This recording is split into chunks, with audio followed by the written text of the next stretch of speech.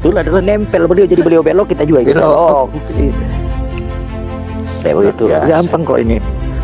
Jadi kalau saya mau nulis buku rahasia sukses satu, ikut Pak Jokowi, follow the master. Oke, follow the master ya. Pak Jokowi itu master. Bang, satu aja dikit aja terakhir, kan kita nggak mau bilang isu ijazah, kasus ijazah Jokowi tidak, tapi kasus pencemaran nama baik yang isunya adalah ijazah Pak Jokowi. Ini kan isu yang dipakai supaya mendowngrade. Ya, kita sebenarnya udah capek ngomong itu Bang, udah sering banget kita di sini di podcast kita yang satu lagi ngomongin itu dah. Saya pikir kamu Semua udah tidak ada pion, tidak ada benteng, tidak ada semua itu tidak.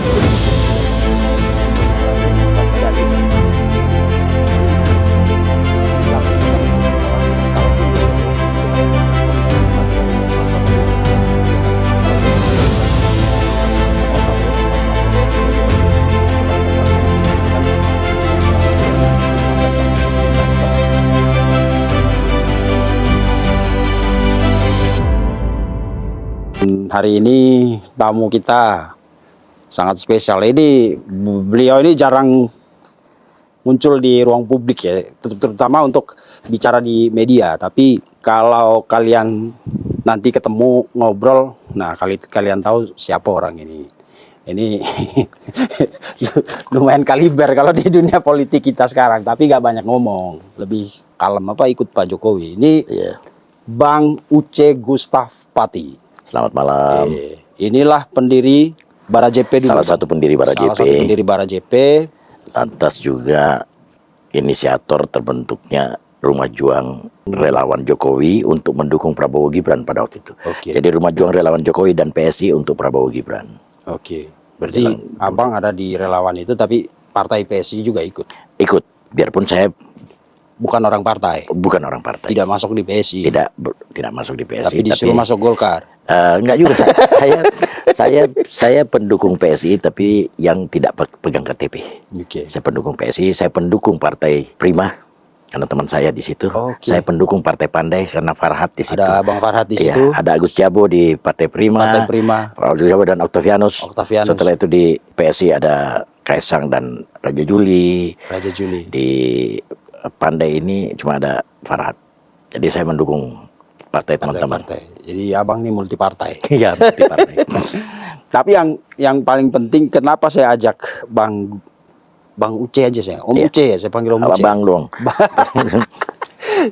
Saya panggil Bang Uce aja ya. Kenapa saya ajak ngobrol ke sini? Karena di tengah begitu banyak keriuhan di negeri ini Bang, mulai dari isu makar, MBG kritiknya yang waduh, kita kalau dengar kuping kita jadi budak juga.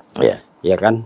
Banyak isu yang luar biasa. Tapi dari setiap banyak isu itu Bang, saya melihat kok arah-arahnya selalu ke Solo. Apa-apa ke Solo itu. Jadi saya jadi bertanya-tanya, gila ini juga magnetnya Solo ini. Luar biasa sekali. Betul. Iya kan? Betul. Artinya untuk sekarang secara struktural dia bukan siapa-siapa. Ya kan? Ya. Bukan berarti dia bukan siapa-siapa ya Bang. Secara struktural Pak Jokowi itu udah bukan siapa-siapa. Bukan tokoh formal. Iya, tapi hampir semua isu ditarik ke sana. Korupsi, KPK, ijazah, kemarin harga BBM, isu oligarki, WUS, semua. Terus dinasti politik. Iya, saya jadi pikir Pak Jokowi ini kayak dewa ya. Iya. Jadi semua urusan di Indonesia ini tidak ada yang nggak ada namanya Pak Jokowi. Tidak ada yang tidak terkait. Iya. Ada apa ini, Pak? Ya makasih ya Vincent, terima kasih sudah undang ke sini. Ini studio agak misterius kelihatannya. Woi bahaya nih, indigo juga Bang. Bukan rada sejuk, agak misterius ini teman. Jadi untuk saya itu begini, tidak ada sepertinya untuk saat ini tokoh di Republik ini yang punya kaliber seperti Pak Jokowi. Vincent, kalau kau mau mendadak viral, kau mau mendadak terkenal, senggol aja segala sesuatu tentang Pak Jokowi. Apa saja kau senggol tentang Pak Jokowi, kau mendadak viral. Nah, ini sesuatu yang orang tidak bisa tiru, orang tidak bisa duplikat. Originalnya beliau itu seperti itu. Jadi kalau bagi kami jalan yang benar itu udah follow the master. Masternya itu Pak Jokowi. Nah yang lain bagaimana supaya mendapat panggung, mendapat pemberitaan, melawan. Supaya naik nama. Pak Jokowi ini betul-betul orang yang sangat-sangat menarik, original banget. Iya. Saya punya teman bang, jadi dia bilang dia ke Solo. Teman saya itu lawyer bang. Oke. Dia bilang dia ke Solo sama istrinya. Karena Pak Jokowi tahu dia sering di TV untuk urusan ijazah dan lain-lain itu kan. Lalu Pak Jokowi itu karena tahu istrinya kayak pingin banget foto sama Pak Jokowi panggil foto. Udah foto cakep bang. Tapi begitu masih di momen yang sama, begitu masyarakat pada berebutan foto, istrinya berebutan lagi bang. Nggak puas. Iya, kata teman saya itu, mak kamu gimana sih malu-maluin? Tapi dia bilang apa bang? Pak Jokowi itu, Sen, lu kalau ketemu, apa ya? Kayak magis aja gitu. Ya. Sekali lu ketemu, pingin banget deket. Ada kayak lu seperti diserap aja gitu, masuk ke auranya dia. Iya, jadi seperti kita terperangkap dalam labirin yang kita nggak bisa kabur. Ya kan? Nah pilihannya pada waktu itu, kalau kita memang berangkat dengan niat jelek, ya kita jadi ya orang-orang seperti yang banyak diberitakan pada saat ini. Tetapi pada saat yang sama orang yang belain beliau juga lebih banyak lagi yang datang setiap hari ke sana. Bukan cuma berkunjung ke Pak Jokowi. Ini kan seperti pada waktu Pak Jokowi diserang dengan 1000 macam isu. Pembela Pak Jokowi juga muncul dengan sendirinya. Itu alami, tidak dirancang, tidak ada didesain, dibujuk, diperintahkan, tidak, itu bangkit dengan sendirinya. Yang jadi pertanyaan saya bang, tiap hari terima tamu, ya nggak capek Pak Jokowi? Katanya dari pagi sampai sore. 2 kali, 2 termin Pak Jokowi ya. Jadi ada 2 sesi, pagi sampai siang, Bapak istirahat, setelah itu siang sampai sore. Tetapi ya kan beliau ini memang sangat-sangat merakyat. Itu 2014 kan kita pada waktu kampanye Pak Jokowi presiden itu temanya kan Jokowi adalah kita. Dia tuh kita. Sehingga kita merasa bahwa pada waktu kadang-kadang kami juga ngantri ketemu Pak Jokowi, kami merasa bahwa kami ini mau ketemu sama saudara, mau ketemu sama bapak, mau ketemu sama keluarga.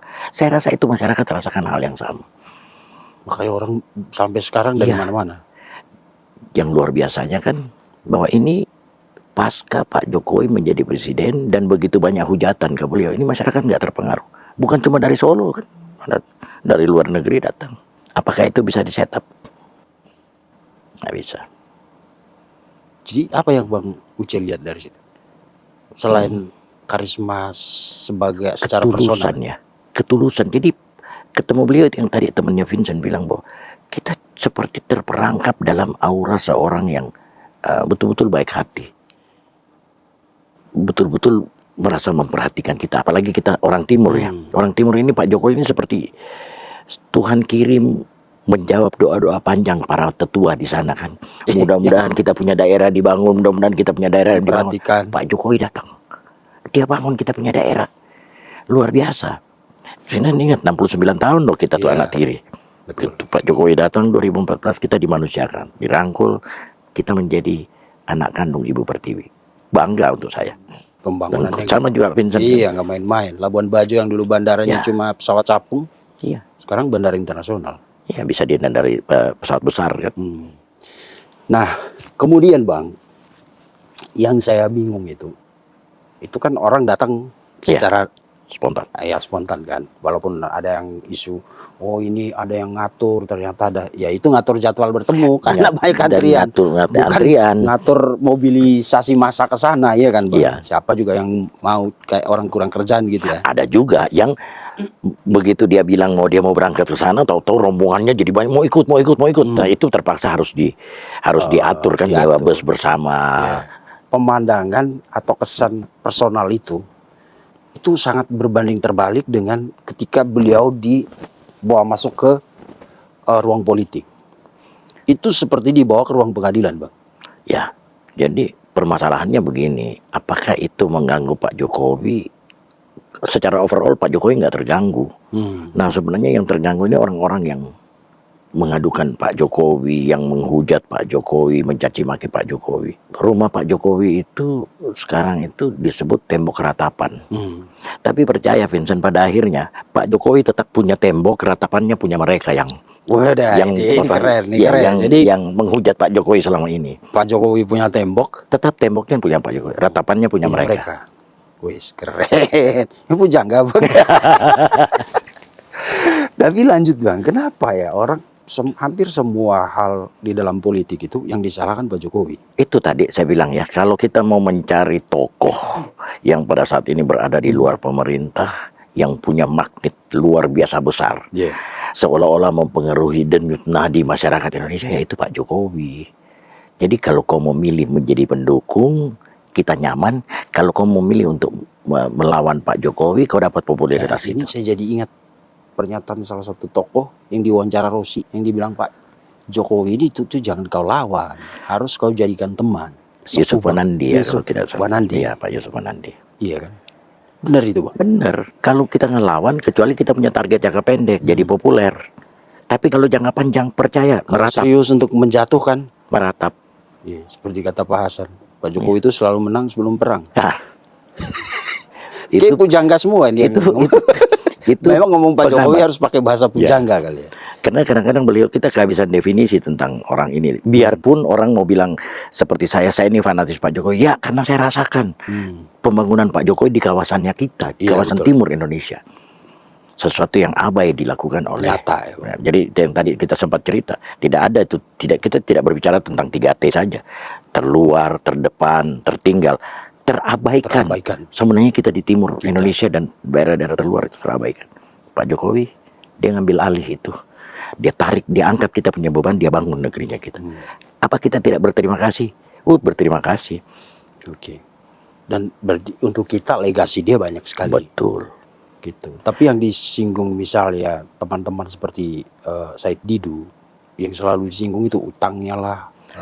Mungkin Pak Said Didu perlu pakai kalkulator yang benar. Coba aja dihitung yang ini, yang benar. Utang itu sejatinya secara kuantiti itu memperbaiki Republik ini atau tidak? Jalan tol, infrastruktur yang ini kan itu real, itu kelihatan. Iya. Ya kan hasilnya itu kelihatan. Itu kita tinggal gitu Bang. Kembali ke suasana politik tadi. Kalau kita lihat kan dari sejak Pak Prabowo dilantik, bahkan dari zaman kampanye, ada upaya yang akhirnya kemudian semua orang bisa membaca bahwa ini upaya untuk memisahkan Pak Prabowo dan Pak Jokowi. Ya. Kalau teman-teman di sekitar relawan tuh ngerasain itu gak Bang? Ya upaya-upaya itu ada. Tetapi kami tidak terlalu khawatir dengan hal itu ya. Kami clear banget bahwa Pak Jokowi dan Pak Prabowo ini lebih dari sekedar teman. Mereka berdua ini bestie. Bestie sudah klik. Pak Prabowo nyaman dengan Pak Jokowi nyaman dengan Pak Prabowo. Satu saya mau cerita tentang mereka berdua nih, tokoh utama bangsa berdua ini. Pada waktu selesai kampanye di 2019, Pak Jokowi menangkan kontestasi Pilpres. Pak Jokowi ngajak Pak Prabowo bergabung dalam tim. Itu butuh kerendahan hati seorang Joko Widodo mengajak lawannya untuk bergabung dalam Karena dia pemenang. Ya. Pada waktu Pak Prabowo menerima ajakan itu untuk bergabung dalam tim, butuh kerendahan hati seorang Prabowo Subianto. Saat dua tokoh utama bangsa bersatu, kita lolos dari COVID loh Vincent. Coba kalau waktu itu Pak Prabowo oposisi, apapun yang dilakukan salah semua. Pasti di-cut, diganggu. Tapi kan tidak. Jadi Tuhan tuh sayang sekali negeri kita. Begitu Pak Jokowi mengajak Pak Prabowo menerima karena panggilan untuk mengabdi bagi nusa dan bangsa. Nah kita lolos dari COVID, negeri ini nggak tahu seperti apa pasca Dan COVID. itu yang orang bilang Pak Jokowi itu strategi dan langkah politiknya nggak ada dalam teori. Tidak ada dalam teori, insting, betul-betul insting. Sebagai anak yang pernah dibesarkan di pinggir kali dan rumahnya digusur, dinamika yang ada di masyarakat, dinamika hidup itu Pak Jokowi ngalami. Jadi penderitaan masyarakat itu Pak Jokowi pahami betul. Pak Jokowi berpengalaman menjadi presiden 2014-2019, sehingga pada waktu mengajak Pak Prabowo, kenegarawanannya sudah keluar dengan pemahaman mendasar sejak dari level yang paling rendah. Dan Pak Prabowo digerakkan oleh Tuhan, digerakkan oleh nasionalisme, menerima ajakan itu. Kita lolos dari COVID. Saya tidak pernah tidak bersyukur atas Ini itu. saya baru dengar analisa seperti ini. Selama ini kan kenapa orang kita lolos dari COVID, orang selalu bilang karena Pak Jokowi strike. Oke lah itu masih peran. Ya, Tapi benar juga ya. itu faktor. Kita nggak bisa bayangkan kalau pada saat COVID itu terjadi, dua kubu ini masih pecah. Ya. Dan Pak Prabowo termasuk yang paling awal memotong anggaran dan yang terbesar kan anggaran Kemhan pada waktu itu. Jadi kalau orang mencoba memecah belah Pak Jokowi dengan Pak Prabowo, saya rasa orang ini nggak sadar sejarah. Wah, ini keputusan dua tokoh itu menyelamatkan Republik ini. Gak bisa dibayangkan kalau waktu itu Pak Prabowo ada di luar Iya, sistem. iya Pak, jadi menjadi oposisi. Iya. Apapun yang dilakukan oleh pemerintah kemungkinan diganggu kan. Zaman COVID pula. Iya, zaman COVID. Saat semua orang nafasnya di sini. Iya. Nah, ini orang-orang yang coba ganggu itu lupa sejarah, tidak berterima kasih bahwa dua tokoh ini masih bersatu sampai sekarang untuk mengawal pembangunan negeri ini. Pak Jokowi dari luar, Pak Prabowo di dalam. Pada waktu 2014, waktu itu Pak Jokowi sudah tidak lagi bisa menjadi calon, biarpun kami waktu itu masih bicara 3 periode. Nah, Pak Jokowi tidak bisa menjadi calon. Akhirnya kami mencoba melihat siapa. Sudah ada 3 tokoh kan yang digadang-gadang, Pak Prabowo, Pak Ganjar, Pak Anies. Kami melihat visi. Dan sebagai relawan dari Indonesia Timur, saya berkepentingan pembangunan di Indonesia Timur tetap berlanjut. Jadi kami tidak mencari pengganti Pak Jokowi, kami mencari penerus. Penerus Pak Jokowi. Pak Jokowi sebagai presiden ini 3 calon mencoba membaca. Tapi karena Pak Prabowo ini bestinya Pak Jokowi, Pak Prabowo ini membaca Pak Jokowi utuh. Oke. Dan itu tidak bisa dilakukan Ganjar. Pertama, Ganjar itu tidak punya otoritas. Dia bukan ketua umum partai. Anies juga sama, bukan ketua umum partai. Itu yang membedakan. Itu refleksi dari pengalaman Pak Jokowi sendiri kayaknya. Betul. Jadi saya lihat bahwa pada waktu memasuki periode krusial mendekat bulan September menjelang Oktober, takdir Pak Prabowo sebagai Presiden Republik Indonesia sudah ditentukan. Waktu itu ketua panitianya si Amin, saya lupa namanya tuh acara. Ketua panitianya Amiruddin Ma'ruf, ketua dewan pengarahnya itu sebelumnya Mas Sigit Widiawan, setelah itu Arsad. Pak Arsad. Tentu masalah Pak Jokowi masih, karena saya ini banget, Pak Jokowi itu masih mau coba menggandeng dua tokoh ini. Bagaimanapun Pak Jokowi dari PDIP kan pada waktu itu. Tapi ya tidak bisa nyambung. Dan itu yang lagi-lagi langkah dan strategi Pak Jokowi itu tidak ada dalam ilmu politik. Iya, tidak ada dalam Karena dia pertaruhkan hubungannya dengan sebuah partai besar. Dengan partai PDIP, besar. kan? Tempat di mana dia dikatakan bahwa tanpa PDIP Pak Jokowi nothing. Ternyata kan sekarang terbukti tidak seperti itu kan. Ya, sebaliknya malah ya. Ya. Kita jangan terlalu kencang ngomongnya. Ya. Terbukti bahwa memang tidak seperti itu. Iya, tidak seperti itu. Kita tidak boleh bilang malah sebaliknya, nggak boleh. Ya, Pak Jokowi ini sebenarnya sedang dalam peak performance kan, lagi ininya lagi bagus-bagus banget. Makanya waktu itu kami bicara 3 periode. Pak Jokowi sebagai calon presiden, Pak Prabowo sebagai wakil presiden sebagai calon. Itu kami saya si Kodari, ada Yannes Frans, terus Habib Kribo. Habib Kribo. Iya, ini kan barisan 3 periode. Tapi akhirnya memutuskan udahlah kita cari penerus gitu ya. Iya, kita mencari penerus. Kita tidak mencari pengganti Pak Jokowi. Oke. Lalu Bang, ini kan yang saya agak bingung ya Bang. Pak Jokowi itu kan pensiun sebagai presiden yang tidak punya partai. Iya. Ya kan? Nah, sementara politik di Indonesia itu awal dari mendapatkan kekuatan itu adalah partai. Ya kan, walaupun banyak sosok yang punya karisma mungkin kayak Ahok dan lain-lain atau Pak Jokowi gitu. Kalau tanpa partai kan, karena kita kan menganut sistem ini. Lu kalau mau maju ya harus punya kendaraan. Iya, harus punya kendaraan, harus punya perahu. Nah, kemudian kan sekarang orang bertanya gitu. Bagaimana nasib kekuatan politik Pak Jokowi ke depan? Ke 2029, termasuk Mas Gibran yang sampai sekarang belum punya partai gitu, Bang. Kalau Mas Gibran kita bicarakan nanti. Tapi kalau Pak Jokowi, justru beliau kuat karena tanpa partai. Oh, jadi kayak libero gitu ya, Iya. bebas mainnya. Manusia bebas karena Manusia kan merdeka. pendukungnya ada di lintas partai.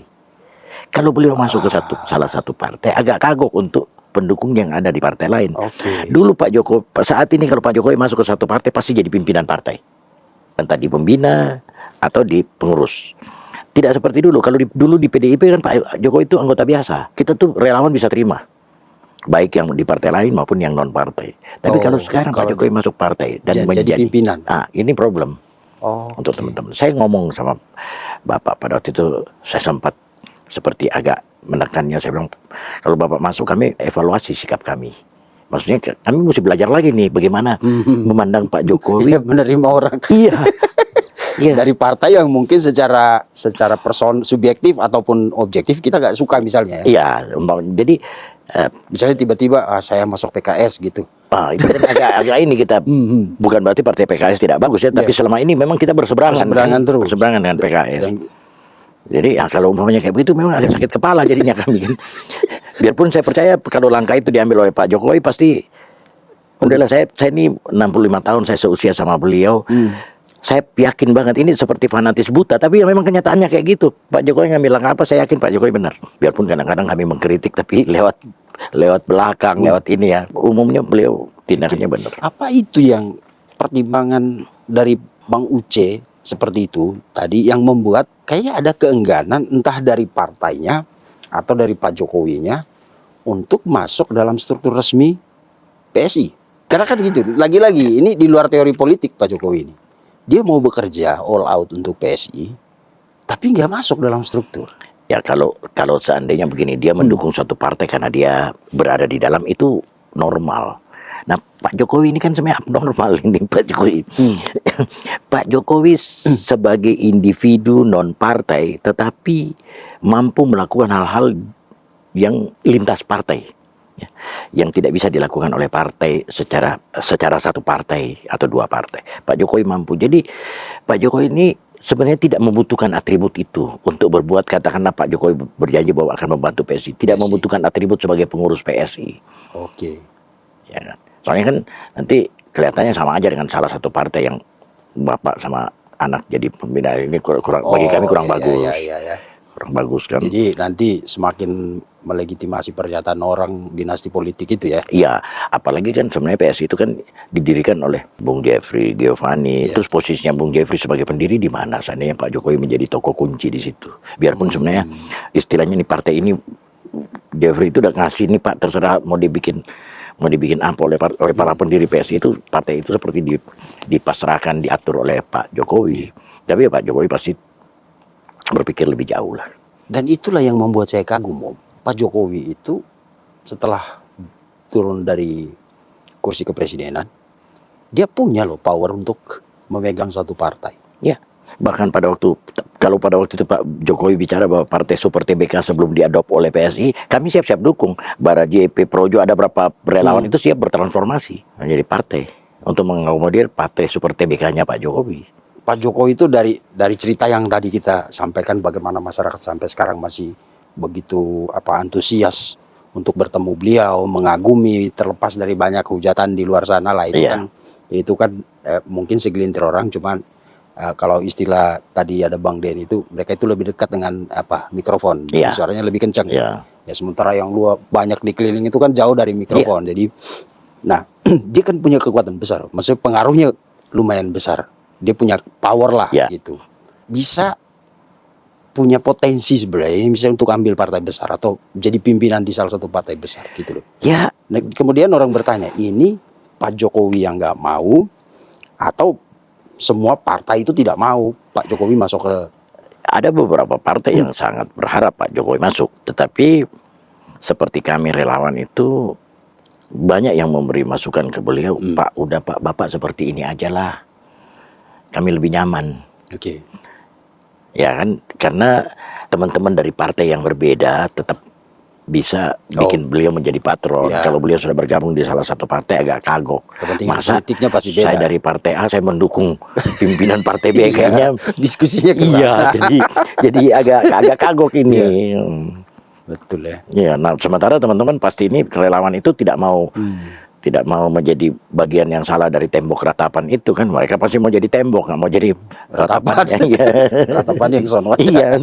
Sementara berhadapan sama Pak Jokowi sebagai lawan itu pasti meratap. Iya. Nah balik lagi tadi Bang, kan saya nggak tahu kesimpulan saya nanti ini salah atau benar, bisa dikoreksi di komentar aja nanti. Artinya kan kalau orang kemudian selalu bilang Pak Jokowi itu dinasti, mau melanggengkan kekuasaan lewat anaknya dan lain-lain, gimana cara dia nanti melanggengkan kalau tanpa partai? Berarti tuduhan itu salah dong. Ya, jadi begini Vincent. Iya kan, kalau lu mau melanggengkan harusnya dia segera Iya dong, begitu semua turun, dipersiapkan. gua ambil nih Golkar, Iya. Bali lu pindah, gue di Iya. situ ya kan, bahasa Itu kita. dipersiapkan seperti itu Iya, kan. Nah, karena tanpa partai gimana kan caranya? Pak Jokowi ini cukup cerdas. Terus satu lagi, pada waktu itu orang banyak yang ini Bapak Anwar Usman ini berkolusi untuk menggolkan, mengakali batas umur Ya di itu usia. tuduhan itu. Ya Pak Jokowi juga dituduh bermain di situ kan. Untuk saya, kalau Pak Jokowi mau bermain, lebih bagus Pak Jokowi bermain supaya dia 3 periode dong daripada harus harus Gibran. karena sebagai orang tua pasti tidak tega lihat anak kita tuh diserang kiri kanan kan. Iya, berasa dari pengalaman 10 Iya, tahun berdasarkan dari bagaimana pengalaman, orang Pak. Iya. menghakimi kita di mana-mana gitu Ini ya. kan seperti kita pasang nih anak gua lu sembelih nih. Ya kan pas sebagai orang tua pasti Pak Jokowi tidak mau. Tapi kan Pak Jokowi tidak lakukan itu. Baik Mbak Saraswati, ya, Bang Dasko itu berbicara bahwa Pak Prabowo itu berkali-kali minta ke Pak Jokowi, minta Mas Gibran. Dan jangan lupa, Mas Gibran pada waktu itu sudah siap-siap mendukung Mas Ganjar kan sebagai ini PDIP. Lantas Mas Ganjar juga biarpun tidak terekspos tapi ya kira-kira kita bisa nanggap Mas Ganjar juga mencoba merekrut Mas Gibran. Bang Anies juga coba merekrut Mas Itu Gibran. ceritanya udah muncul sekarang. Ya cuma sekarang aja mereka ini bahwa itu pengkhianatan terhadap konstitusi. Gibran dibilang anak haram konstitusi oblis. Iya, sampai ada mantan hakim konstitusi yang bilang hancurnya Indonesia sekarang itu gara-gara itu dulu. Iya, cuma mereka lupa bahwa saya percaya bahwa setiap orang itu punya garis tangan. Pak JK punya garis tangan sampai saat ini. Pak JK itu 2 kali wakil presiden. Jarang loh orang seperti bisa sampai 2 kali wakil presiden. Nah kalau Said Didu mentoknya di mana, Abraham Samad mentoknya di mana, Refli Harun Roy Suryo mentoknya di mana, kita tahu bahwa batasnya memang cuma di situ. Nah bagaimana supaya sedikit melebihi ekspektasi berteriaklah di ini kan di mikrofon seperti Refli Harun sama Roy Suryo. Tapi kalau mau memaksakan juga ya itu ada kan Tuhan kasih kuota kita ini. Ya, betul. Tidak mungkin lebih dari itu. Pada waktu kita mau memaksa lewat kuota mungkin kita malah jatuh ke jurang batas usia. Nah, pertanyaannya Bang, kan memang sudah banyak cerita itu kan, Pak Prabowo berapa kali mendekati menemui Gibran, bahkan lewat Pak Jokowi juga ya kan. Terus konon katanya si Pak Ganjar juga sebenarnya ke sana. Ada satu pertanyaan yang selama ini belum muncul. Emangnya waktu itu kalau misalnya Pak Prabowo nggak milih Gibran, Pak Jokowi nggak dukung dia? Tidak. Jadi sebenarnya begini Pak. Karena kan itu yang orang bilang sekarang kan, jadi kayak barter pengaruh. Ya. Nah, Pak Prabowo ambil Gibran supaya Pak Jokowi bisa. Pertanyaannya, emangnya kalau waktu itu Pak Prabowo nggak milih Gibran, Pak Jokowi nggak dukung? Kalau analisanya kami analisanya kami pada waktu itu, kalau 3 pasang, Pak Jokowi berkepentingan 2 pasangan terakhir ini dua-dua orangnya beliau. Yang nomor satunya Pak Ganjar dan Pak Prabowo. Karena awalnya kan mau coba disatukan tapi nggak bisa. Nggak bisa. Nah, jadi kalau seandainya ada 2 putaran, maka yang masuk ke putaran final itu Pak Prabowo dan pasangannya dan Pak Ganjar dan pasangannya. Ini belum berbicara soal Gibran. Tidak ada, sampai pembicaraan kami terakhir itu tidak ada berbicara soal Mas Gibran. Gibran tidak masuk. Kalau tidak salah Pak Prabowo itu sempat ini kan karena yang paling tinggi punya rating pada waktu itu kan Pak Ganjar. Bukan, di luar itu yang paling tinggi, yang calon wapres itu kan yang paling tinggi Pak Erick Thohir. Erick. Ya. Nah itu rencananya mungkin Pak Prabowo sama Pak Erick Thohir, terus Pak Ganjar saya tidak tahu sama siapa ya, tapi waktu itu kami memang sudah lebih intens mengamati Pak Prabowo karena kami hat-trick nih Pak Prabowo menang 2 kali dukung Pak Jokowi ya hat-trick. Membaca pengalaman dari 2 kali kami tahu lah kira-kira arahnya ini kemenangan berpihak kemana angin. Jadi kami lebih perhatikan Pak Prabowo pada waktu itu. Nah itu ininya pasangannya sama Pak Erick, bukan Gibran. Jadi sudah jelas sih, kalaupun waktu itu Pak Prabowo nggak milih Gibran, Pak Jokowi tetap di Pak Prabowo. Jadi kan begini, ada 2 kali kesempatan di mana Pak Prabowo dan Pak Ganjar itu menurut kami diberi kesempatan oleh Pak Jokowi untuk ayo kalian bicara. Kalian berbicara, ngobrol, tentukan siapa yang nomor 1, nomor 2. Apapun keputusan kalian itu yang kita pegang. 2 kali, sekali yang di Kebumen di sawah, terus yang kedua ada momentum yang lain pada waktu keduanya Pak Prabowo maupun Pak Ganjar dipanggil oleh Pak Jokowi, terus diputuskan bahwa nanti hasil lembaga survei yang punya rating tertinggi itu jadi presiden, yang kalah menjadi wakil presiden. Nah pada waktu itu kan Pak Ganjar tinggi-tingginya. Akumulasi Pak Prabowo dan Pak Anies kalah melawan Pak Ganjar. Waktu itu tinggi banget kan. Iya. Nah, tahu kan Pak Ganjar bicara soal Piala Dunia Under-20. Iya, jadi menolak kedatangan tim Israel iya, gitu ya. itu kan sebenarnya Pak Ganjar menentukan takdirnya. Yang punya peluang bisa cukup besar untuk jadi presiden tiba-tiba jungkir kan, hasil nomor 3 malah. Pada waktu itu ini paling tinggi. Betul. Dan di hasil survei yang ada di Republik ini kan, kalau seandainya lembaga-lembaga survei yang besar itu sudah mengeluarkan hasil surveinya, umumnya kan tidak meleset. Waktu itu Pak Ganjar paling tinggi. Oke, itu pertanyaan saya konteksnya 2024. Kalau nanti Pak Prabowo tidak lagi menggandeng Gibran, karena kan ngeri gosokan ini Om. Ya kan kita tahu lah siapa yang didorong gitu kan. Karena menurut Ray Rangkuti waktu itu semua yang mau muncul sekarang itu cuma mau rebut runner up doang jadi wakil presiden. Karena posisinya Prabowo masih terlalu kuat untuk dicarikan sosok penggantinya gitu. Menurut survei lagi-lagi. Nah, ini kan banyak nih. Ya kan?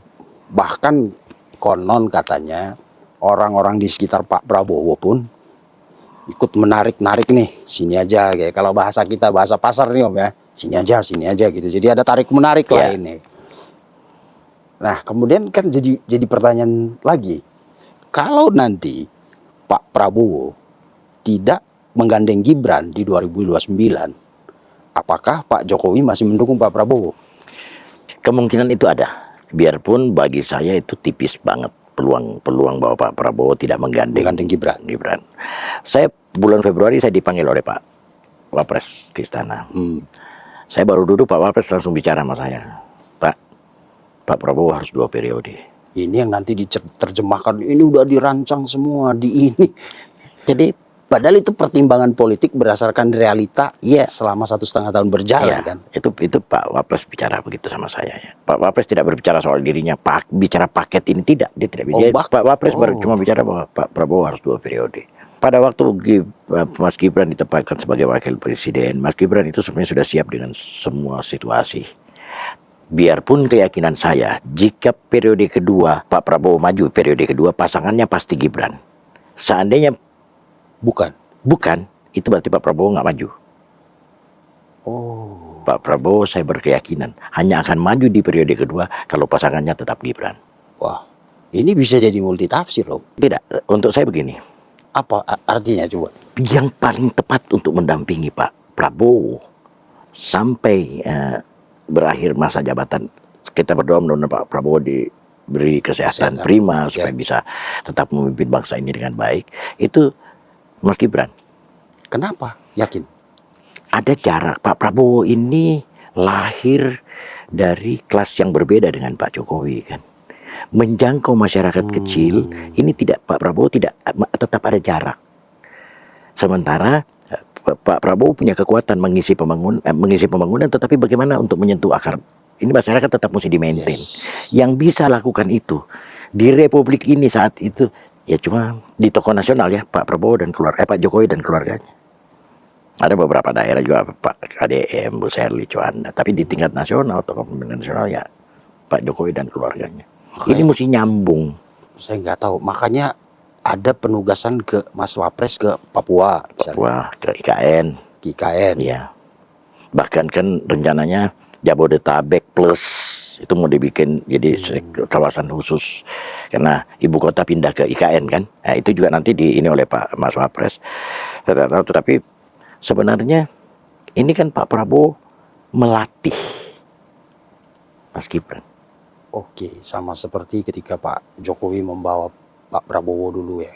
Walaupun dia di Kemhan datang ke persawahan. Iya, apa urusannya katanya kan. Pak Jimli sampai bilang, apa urusannya Menhan ke sawah? Iya kan? Iya. Padahal ya itu tadi langkahnya Pak Jokowi itu di luar teori politik. Iya. Jadi kalau Pak Jokowi ini, kalau kita bermain catur dengan Pak Jokowi, semua ininya tuh kuda, tidak ada pion, tidak ada benteng, tidak ada, ya semua itu kuda, tidak bisa diduga udah. Iya, nggak bisa dihalangi nggak bisa. Gitu. Oke, jadi ini menarik sih Om. Jadi selama ini kan orang bilang kalaupun 2 periode itu karena kontrak politik Pak Jokowi dengan Pak Prabowo. ya kan? Kalaupun Gibran dan Pak Prabowo dan Mas Wapres 2 periode itu karena kontrak politik, itu kan tuduhan orang-orang pesan. Penjelasan Bang Uce tadi menarik banget. Karena ini ada pertemuan dua strata sosial lah, boleh kita bilang begitu ya. Jadi Pak Prabowo di lingkungan elitis, sementara Gibran di akar rumput. Waktu Natal, coba yang bagi permen ke anak-anak itu siapa juga? Jadi kayak sinterklas gitu kan. Itu emang hanya bisa dilakukan secara natural oleh orang-orang yang memang pernah merasakan hidup di keren. Pantas abang ini betah kali di Solo, ilmunya banyak jadinya.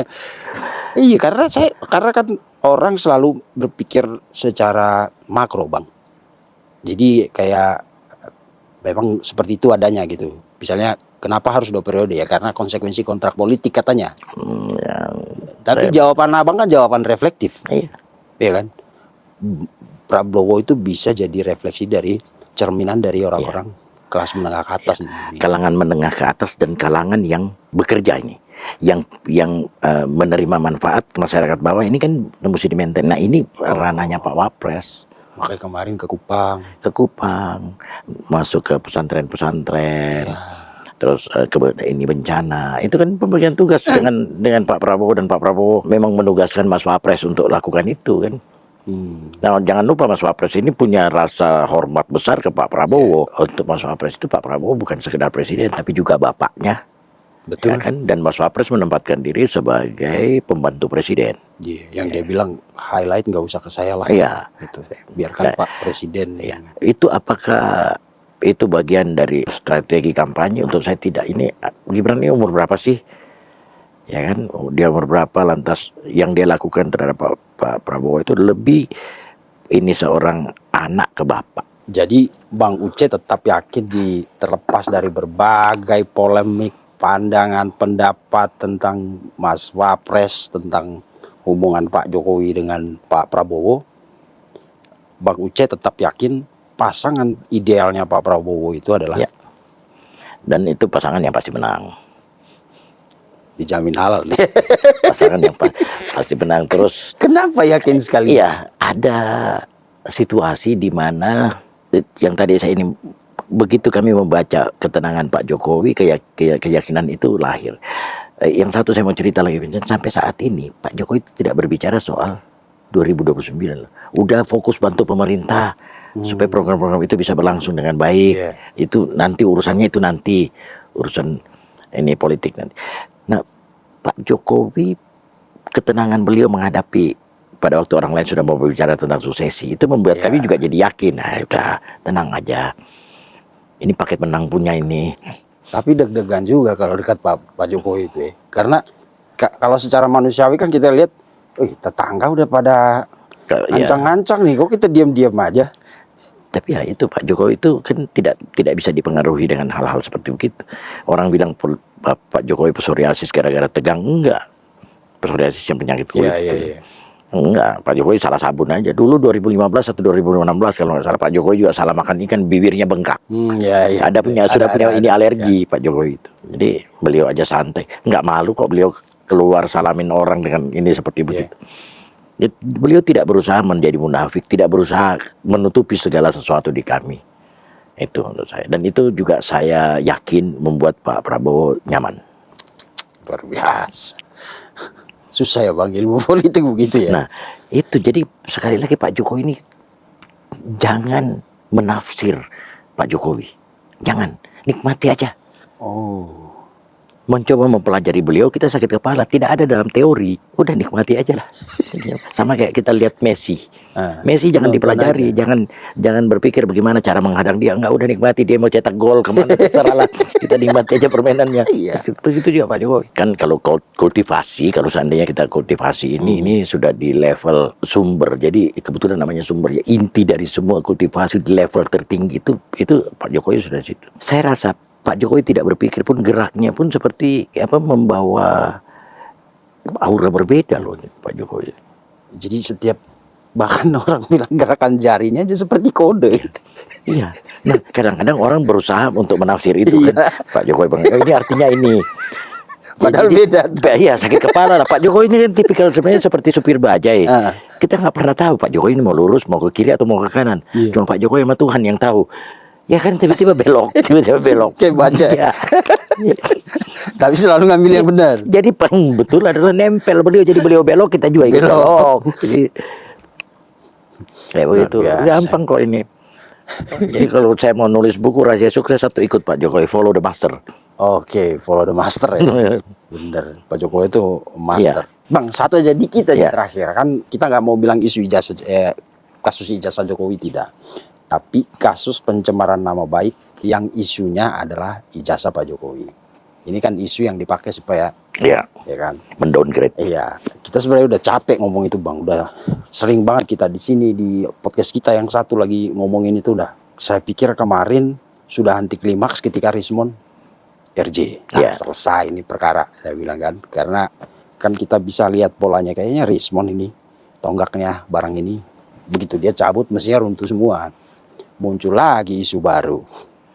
Dan Pak JK pun sampai ditarik ke situ. Kalau abang dari dari orang yang begitu dekat sama Pak Jokowi, ya kan, dan tadi saya lihat ada salah satu dari sekian banyak orang yang dekat dengan ada serapan-serapan ilmunya dari jawabannya itu kan, yang saya tidak banyak yang saya tidak sangka jawaban-jawaban abang itu. Melihat isu yang terakhir ini apa Bang? Jadi begini. Bahkan Pak JK terakhir kan bilang ya selesaikanlah perkara ini. Pak Jokowi tunjukkan ijazahnya, dan hari ini kayaknya Pak Jokowi udah jawab itu. Kalau dia menyerahkan semuanya ke proses hukum. Dan Pak Jokowi bilang apa? Kan yang menuduh yang harusnya membuktikan, kayak gitu. Ya itu kan di sistem hukum kita ya.